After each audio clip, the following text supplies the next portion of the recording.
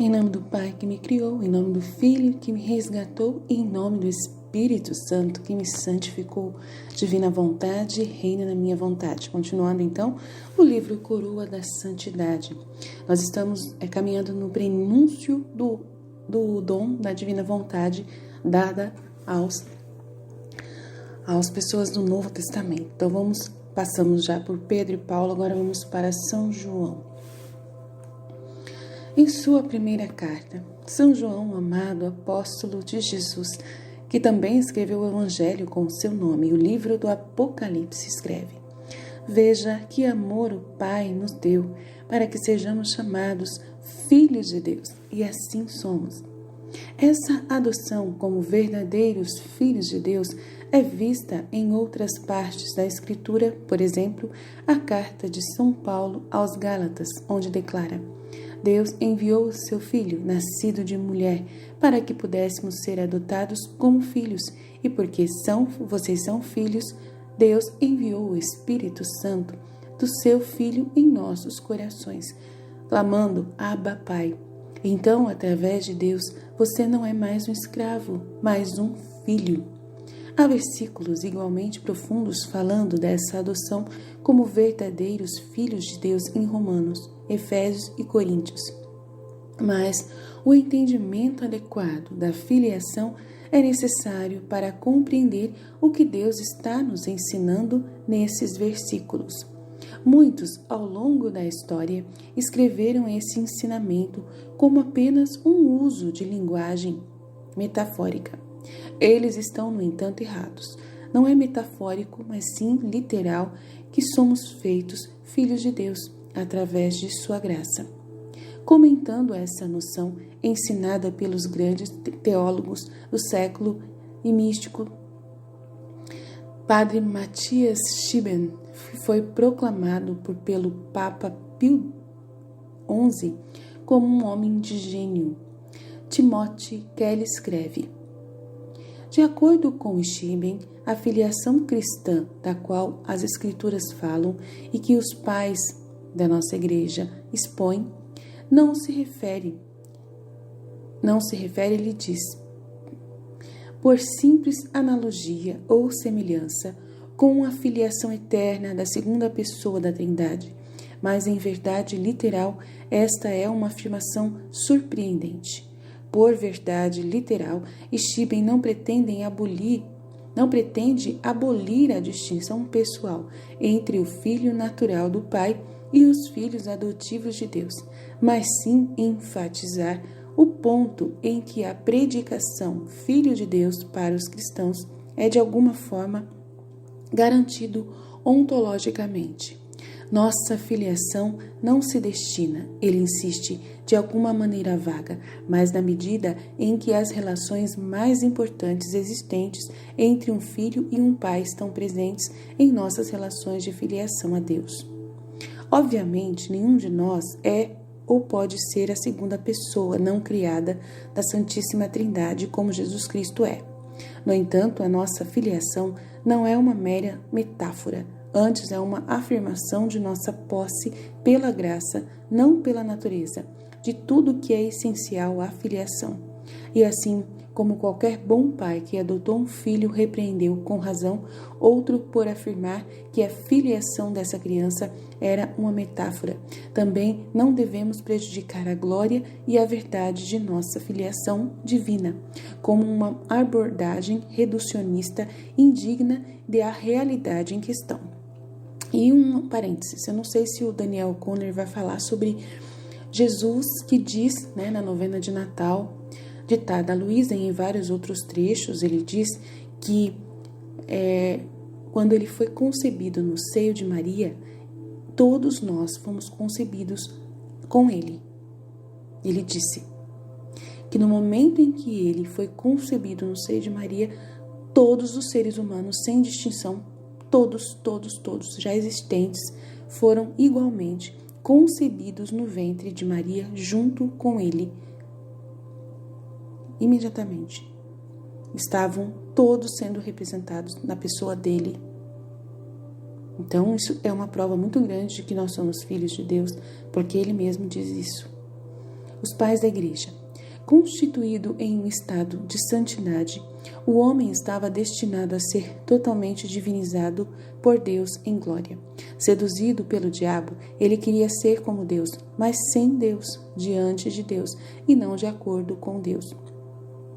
O catecismo da Igreja Católica, no início da história da Igreja, o conceito de divinização, deificação ou teose do homem, há muito falado, especialmente no misticismo católico oriental, fala de uma maneira que prenuncia lindamente as revelações de Luísa.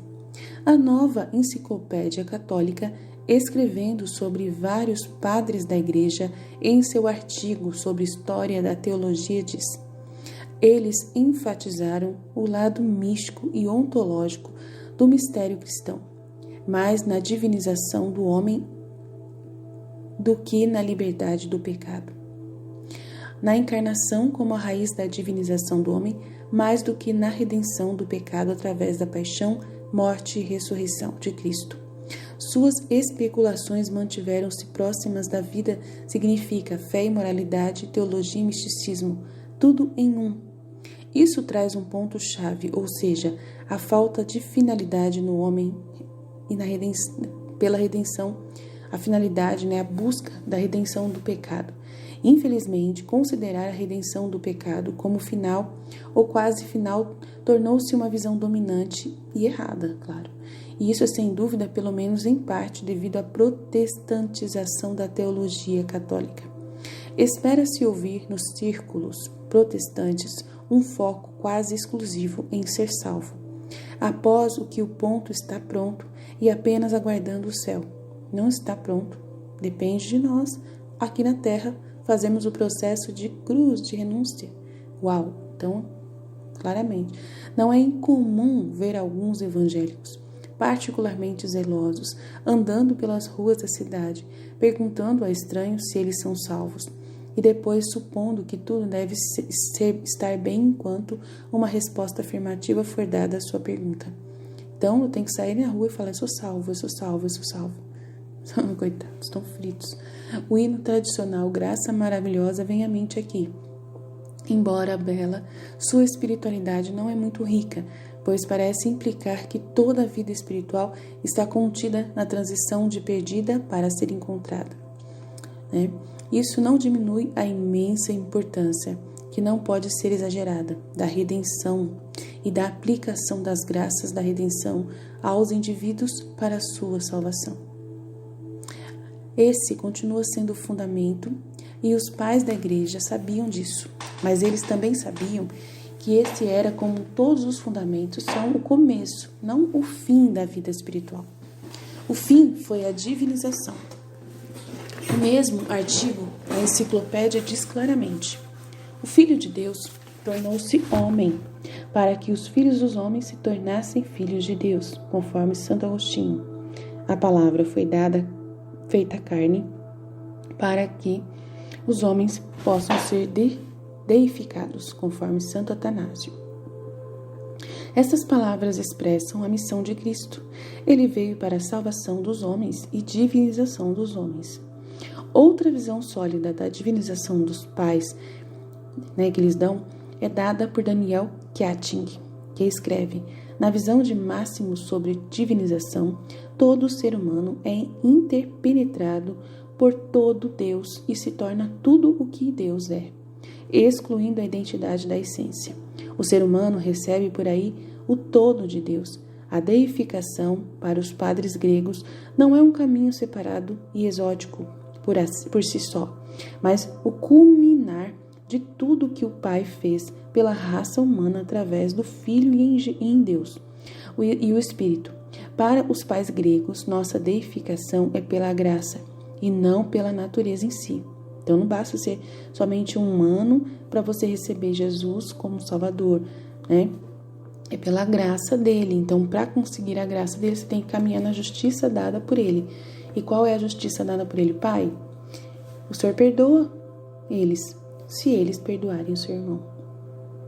Se eles perdoarem o irmão. Senhor, Pai, o Senhor ajuda eles, se eles pedirem ajuda e se humilharem. Pai, o O Senhor salva eles pelo meu sangue, se eles também passarem pelo sangue, pela morte, pela cruz.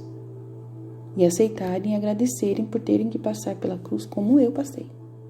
Então tem várias situações que Jesus deixa claro que a gente precisa entender. E se a gente não fizer esse processo de passar pela cruz, de se enxertar em Cristo e permanecer nele, e ser uma prova viva do que ele foi, né? Permanecer nele. Quem permanecer em mim será salvo. Senão, será jogado fora e queimado. Eu sou a videira verdadeira e vós sois os ramos. Então nós temos que ficar fincados na videira verdadeira. E o que ele faz? Sofre. Nós também temos que sofrer.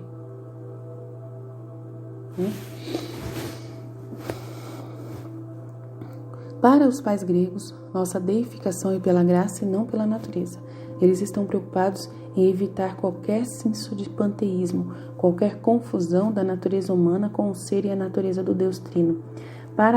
Paradoxalmente, embora a deificação nos leve a uma participação em Deus que está acima de nossa natureza, ela não produz uma mudança em nossa natureza. Antes, através da deificação, nossa natureza é exaltada, glorificada e levada à meta para a qual fomos feitos. Andrew Loach resume o seguinte: a deificação, portanto, não é uma transcendência do que significa ser humano, mas a realização do que é ser humano. Vamos então examinar com mais detalhes o que esses padres da igreja decidiram sobre o assunto. São Máximo, o confessor. 14 anos depois que o Papa Bento XVI, como cardeal Ratzinger, anulou a condenação dos escritos de Luísa, ele ensinou isso sobre Máximo. São Máximo nos diz, e sabemos que isso é verdade, Adão e nós mesmos somos Adão. Pensava que o não era o pico da liberdade. Ele pensou que apenas uma pessoa que pode dizer não é verdadeiramente livre, para que ele realmente alcance sua liberdade. O homem deve dizer não a Deus. Só assim ele acreditava que poderia finalmente ser ele mesmo, que alcançar as alturas da liberdade. Essa tendência também carregava em si a natureza humana de Cristo, mas foi além dela, pois Jesus viu que não era o não que era o auge da liberdade. A altura da liberdade é o sim, é o fiat, em conformidade com a vontade de Deus. É somente no fiat, no sim, que o homem se torna verdadeiramente ele mesmo.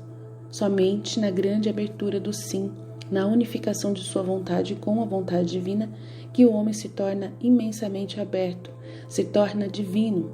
O que Adão queria era ser como Deus, ou seja, ser completamente livre, afastado de Deus, sem Deus. Mas a pessoa que se retira em si mesma, da sua fonte, não é divina. Não é completamente livre, é libertado, emergindo de si mesmo. É no sim que ele se torna livre. É quando ele se deifica com Deus, aceita a vontade de Deus como sua vontade. E este é o drama do Getsemane. Não a minha vontade, mas a sua, Pai. É transferindo a vontade humana para a vontade divina que nasce a pessoa real que fomos feitos para ser. E assim somos redimidos. Como você pode ver, a sobreposição é surpreendente. Então, um vermezinho criado, ficando por ele mesmo, continua sendo verme. Mas um verme que deixa de ser, que veste a deificação com Deus, assumindo a vontade de Deus em si, não é mais verme. É divinificado e adotado por Deus. Então, a gente somos vermes, mas voltados a nós mesmos, nós somos vermes, só vermes, mais nada. Mas se a gente está unido com Deus, nós somos em Deus, parte de Deus, do que Ele é.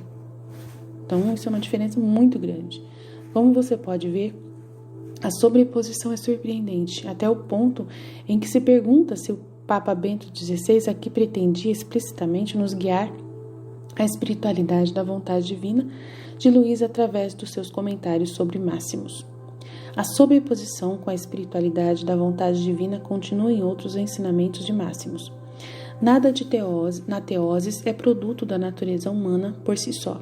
É apenas a misericórdia de Deus que tem a capacidade de fazê-lo. Na teoses, o homem, à imagem de Deus, se assemelha a Deus. Ele se alegra em toda a plenitude que não lhe pertence por natureza, porque a graça do Espírito triunfa dentro dele e porque Deus age nele. A natureza da vontade do homem, como exemplificada em Cristo, também não foi perdida para Máximos, que viveu durante o tempo do conselho da igreja que lidava com a questão. E isso traz ainda outra questão importante, sobreposição. O terceiro conselho do Constantinopla, que era o sexto concílio da igreja, estabeleceu que Jesus realmente tinha duas vontades, uma humana e uma divina. Assim condenou a heresia do monotelismo. Compreender o ensino ortodoxo da igreja aqui é importante para entender o dom de viver na vontade divina, para a operação da vontade humana e divina de Cristo, dar para nós um modelo para a compreensão do dom. Máximos foi desarmado pela primeira vez diante da novidade do problema colocado pela oração de Jesus no Getsêmani. Sua vontade humana parecia ser contrária à vontade divina, e Sérgio tinha concluído em favor da negação dessa vontade. Máximos subsequentemente destacou a realidade dessa vontade humana e mostrou sua importância soteriológica referente à salvação. Embora vejamos o prenúncio do presente talvez mais claramente entre os padres em Máximo, um pai da igreja muito anterior, Santo Atanásio, também doutor da igreja, é o mais conhecido pelo mesmo. De fato, o ensino dos dois estão profundamente relacionados, como observado recentemente por um estudioso que contribui para a companhia de Blackwell ao misticismo cristão. Da mesma forma, é porque Cristo se tornou humano que ele possuía um corpo humano, que nossos corpos têm a possibilidade de curar e retornar à sua condição pré-lapsária, embora os corpos pós-lapsários sejam quebrados em diversas maneiras. O mistério da encarnação de Cristo permite que o quebrantamento dos corpos humanos se torne completo novamente, embelezando o insight Atanásio que Deus se tornou humano para que os humanos pudessem se tornar deuses. Máximo observa, por sua graciosa condescendência, Deus se tornou homem e é chamado homem pelo bem do homem, trocando sua condição pela nossa. Revelou o poder que eleva o homem a Deus através de seu amor, e Deus eleva Deus ao homem por causa de seu amor pelo homem. Por essa inversão abençoada, o homem é feito Deus pela divinização, e Deus é feito homem pela hominização. Pois a palavra de Deus e Deus deseja sempre em todas as coisas realizar o mistério de sua encarnação. Vamos agora considerar esse insight Atanásio, do qual Máximo se baseou. Santo Atanásio. A grande troca. Deus foi feito homem para que sejamos feitos Deus. Nos chega mais explicitamente de Santo Atanásio, embora Santo Irineu também tenha dado uma versão semelhante ainda mais cedo. Para que ninguém se preocupe com a ortodoxia de um diabo tão ousado, lembre-se de que o Catecismo da Igreja Católica cita explicitamente, portanto, ele mesmo promulga como magistério ensino, no parágrafo citado anteriormente, 460. Santo Atanásio, aquele grande pai e doutor da Igreja, lembrado com muito carinho como o heróico defensor da divindade de Cristo contra o ataque da heresia ariana, está ganhando popularidade hoje em dia devido à crise de fé que a Igreja agora enfrenta. Uma crise que coincide ou talvez exceda a crise com a qual ele lidou. Infelizmente, no entanto, seu misticismo é frequentemente esquecido. O renascimento do catecismo dessa citação de Atanásio para o Maestrae, portanto, foi sem dúvida providencial, enquanto os católicos de espírito ortodoxo continuam a recorrer à sua intercessão e exemplo, a fim de enfrentar a crise na igreja hoje. Vamos garantir que não percam de vista todo o propósito da ortodoxia cristológica pela qual Atanásio lutou, ou seja, que nós também nos tornamos outros Cristos, assim como Luísa orou. Tendo recebido a Sagrada Comunhão, eu estava dizendo ao meu amado Jesus, ela rezando: meu amor e minha vida, sua vontade tem a virtude de multiplicar sua vida por tantos seres quanto existem e existam na terra. E eu, em sua vontade, quero formar o maior número de Jesus Cristos a fim de dar o seu todo a cada alma do purgatório, a cada abençoado do céu e a cada um que vive na terra. Existem muitas outras citações sobre a deificação do homem nos escritos de Atanásio, mas não há tanta profundidade de explicação sobre o que isso implica quanto nos escritos de outros padres da Igreja, aos quais nos voltaremos agora. Santo Agostinho, Ambrósio e Gregório. Alguns ensinamentos dos padres da Igreja são tão importantes que, além disso, são exaltados pela incorporação no magistério, como nos casos citados anteriormente no Catecismo ou na liturgia. É o caso dos ensinamentos de Agostinho sobre divinização, que são encontrados no ofício divino da seguinte maneira: amado nosso Senhor Jesus Cristo, o eterno Criador de todas as coisas, hoje se tornou nosso Salvador ao nascer de uma mãe. Por sua própria vontade, ele nasceu para nós hoje, com o tempo, para que ele pudesse nos levar à eternidade de seu Pai. Deus se tornou homem para que o homem se tornasse Deus.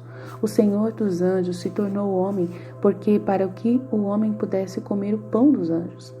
Em outros lugares, encontramos estas palavras de Agostinho.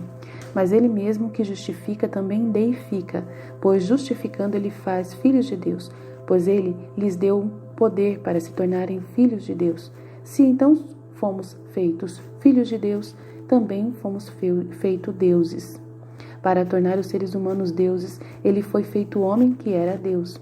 Sermão 192.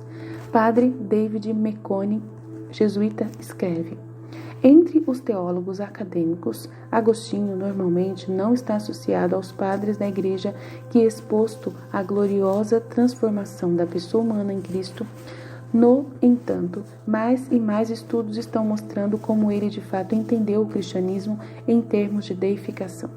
Agostinho nunca teve medo de chamar essa adoção de se tornar-se deuses, desde que ele enfatizasse como este é o resultado da união com Cristo e nenhuma outra suposta divindade que alega transformar seus seguidores em deuses. E destaca como esse processo de deificação é alcançado não através da abolição de nossa natureza humana, mas por sua perfeição na e através da graça. Na participação em Deus não é uma mera metáfora para Agostinho, mas prova ser o coração da vida cristã. De muitas maneiras bonitas, Agostinho apresenta o cristianismo como a resposta espelhada da humanidade à encarnação.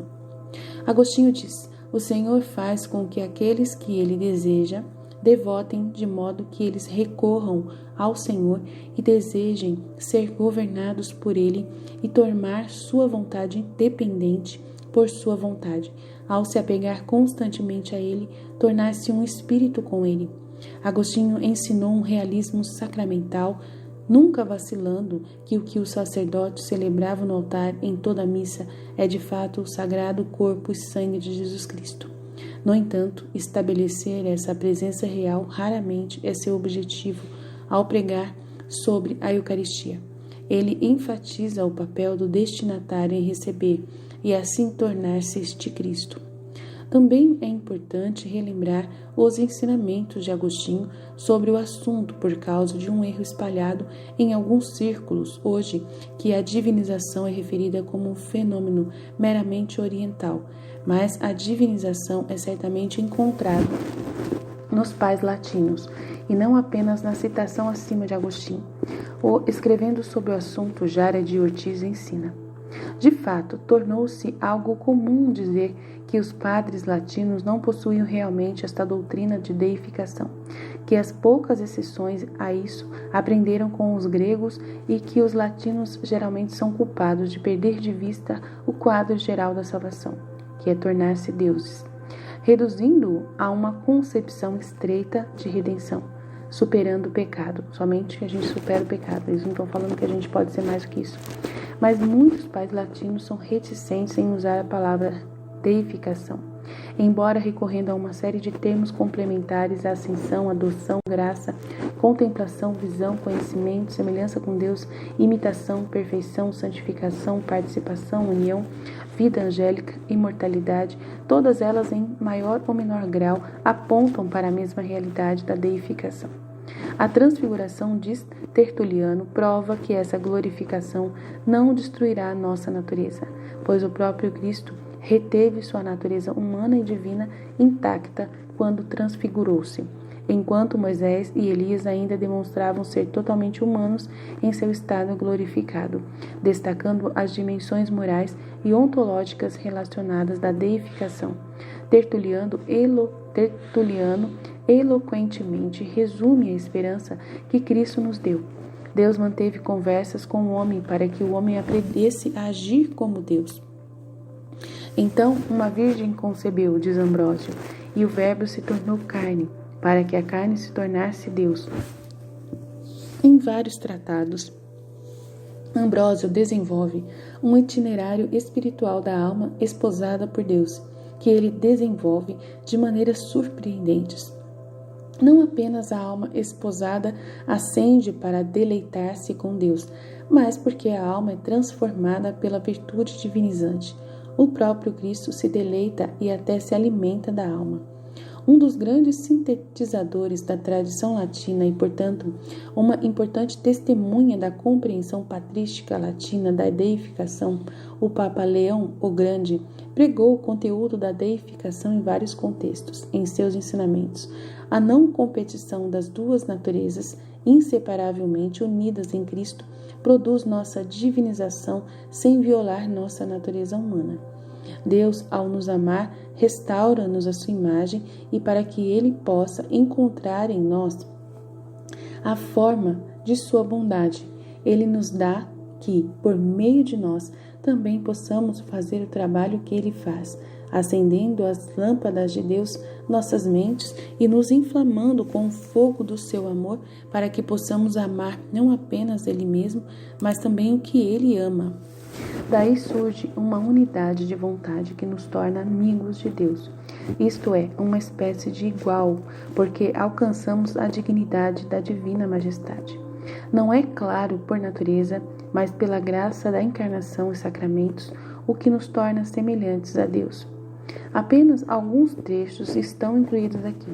Em outras partes do trabalho, que recomendo comprar, o Dr. Ortiz continua listando muitos outros ensinamentos claros sobre a divinização, encontrados na tradição cristã latina, incluindo os escritos de Boécio, Bento, Pedro, Crisântemo e outros. Ele até produziu um volume inteiro de mais de 300 páginas, publicado pela Católica Universidade da América em janeiro de 2019, na qual examina muito mais, intitulado Deificação na Tradição Patrística Latina. Espera que se conclua de uma vez por todas que a divinização do homem é um consenso unânime dos santos padres da Igreja, e o que quer que seja um consenso unânime dos padres da Igreja é, por esse mesmo fato, um dogma da Igreja Católica. Gregório de Natianzo.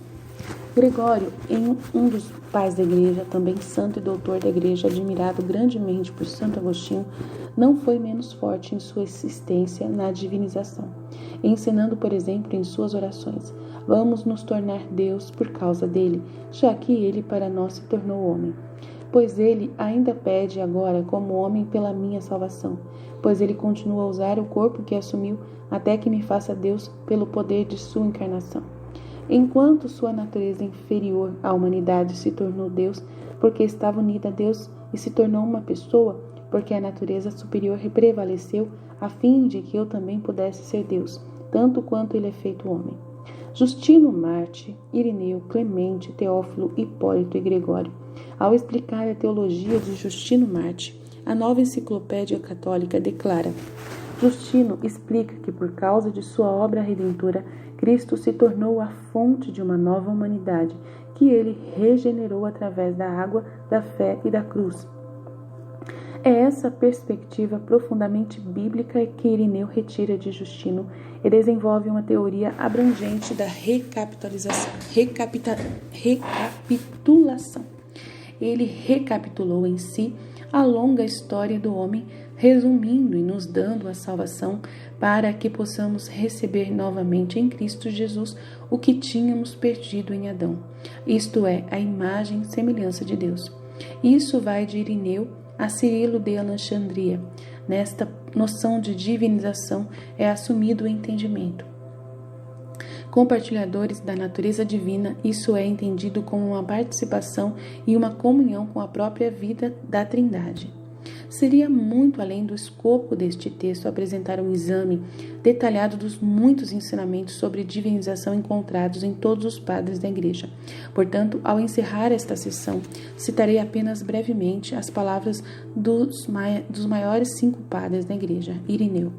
A palavra de Deus, nosso Senhor Jesus Cristo, que através do seu amor transcendente se tornou o que somos, para que Ele nos levasse a ser até o que Ele é.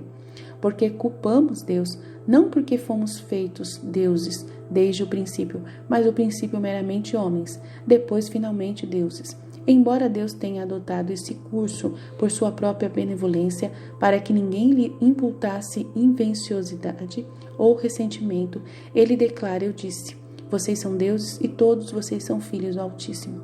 Pois era necessário, a princípio, que a natureza fosse exibida, depois disso, que o que era mortal deveria ser conquistado e engolido pela imortalidade, e a corruptível de incorruptibilidade, e que o homem seja feito à imagem e semelhança de Deus.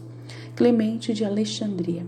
A palavra de Deus se tornou homem para que possas aprender do homem como o homem pode se tornar Deus. Pois, se alguém se conhece, conhecerá a Deus, e conhecendo a Deus, ele será feito como Deus. E é beleza, a verdadeira beleza, pois é Deus. E esse homem se torna Deus, uma vez que assim Deus deseja. Pois a palavra em si é um manifesto mistério, Deus no homem e Deus no homem. E o homem em Deus, né? Aquele que ouve o Senhor e segue a profecia dada por ele, será formado perfeitamente à semelhança do professor, feito um Deus andando em carne. Teófilo de Antioquia. Pois se ele o fizesse imortal desde o princípio, ele faria Deus. Novamente, se ele tivesse feito mortal, Deus pareceria ser causa da nossa morte. Ele não o fez imortal, mas ainda mortal. Mas também, como dissemos acima, é capaz de ambos, para que se ele se inclina para as coisas da imortalidade, guardando o mandamento de Deus, ele deve receber como recompensa dele a imortalidade e deve se tornar Deus. Hipólito de Roma.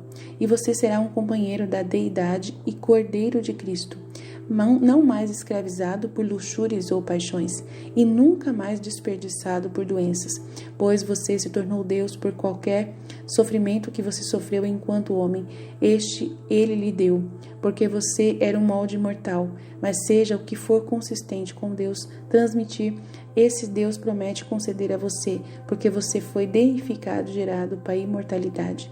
Se, portanto, o homem se tornou imortal, ele também será Deus. E se ele é feito Deus pela água e pelo Espírito Santo, após a regeneração da pia batismal, ele também é cordeiro de Cristo após a ressurreição dos mortos. Gregório de Nissa. Desde que o Deus que se manifestou se infundiu em humanidade perecível para esse fim, vis que por esta comunhão com a deidade, a humanidade passa ao mesmo tempo ser divinizada. Para esse fim é que, pela dispensação de sua graça, ele difunde-se em todo o crente através dessa carne, cuja substância vem do pão e do vinho, misturando-se aos corpos dos crentes, para garantir que por essa união com o imortal homem também pode ser um participante da incorrupção. Pois assim como ele em si mesmo assimilou sua própria natureza humana ao poder da divindade, fazendo parte da natureza comum, mas não estando sujeito à inclinação ao pecado que existe nessa natureza. Assim, ele também liderará cada pessoa à união com a divindade. Então, a gente vai parar por aqui essa parte dos santos padres da igreja e continuamos depois na página 132, os grandes escritores espirituais.